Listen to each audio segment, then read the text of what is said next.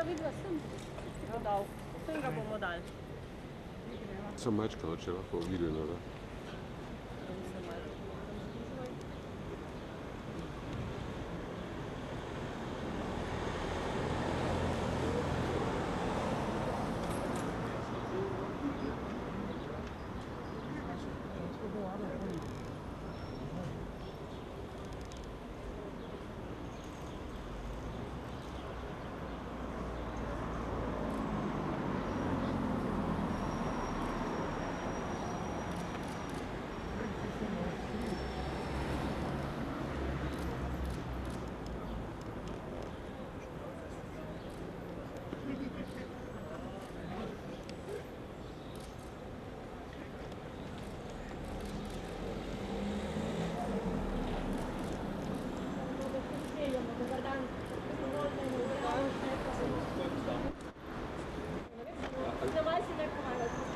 Ne veste, kaj ne bi ga podpisati.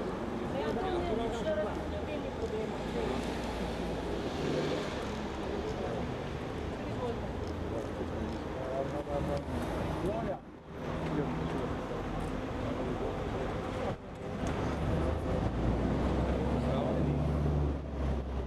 Veseljem sporočamo, da je bilo podpisov za pravično pravosodje oddano veliko več od potrebnih 5000.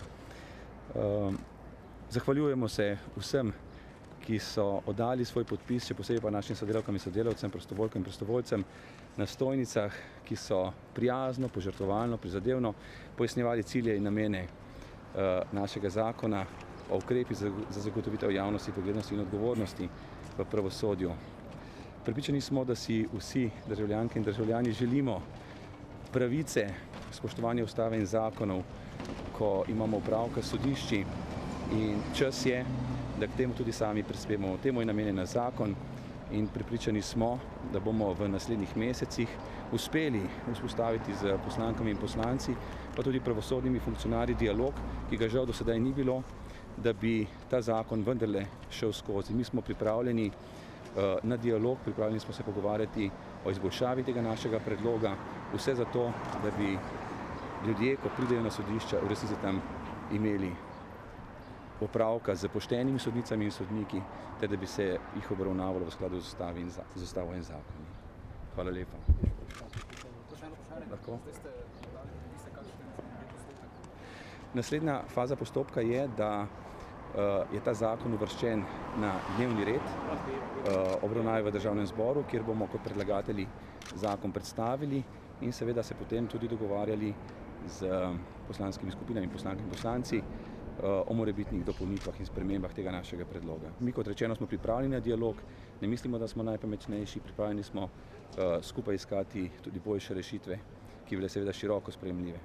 A mislite, da je dovolj politične volje za te spremembe v dani koaliciji? Jaz sem trdno prepričan, da je med državljankami in državljani veliko volje in da je ta volja tudi jasno izražena, da si želimo pravice na sodiščih. Žal to sedaj ni tako in skrajni čas je, da politika prisluhne državljankam in državljanom in omogoči resnično pošteno sojenje, pošteno obravnavo na sodiščih v skladu z ustavo in zakon. In to je namen tega našega zakona. Hvala lepa.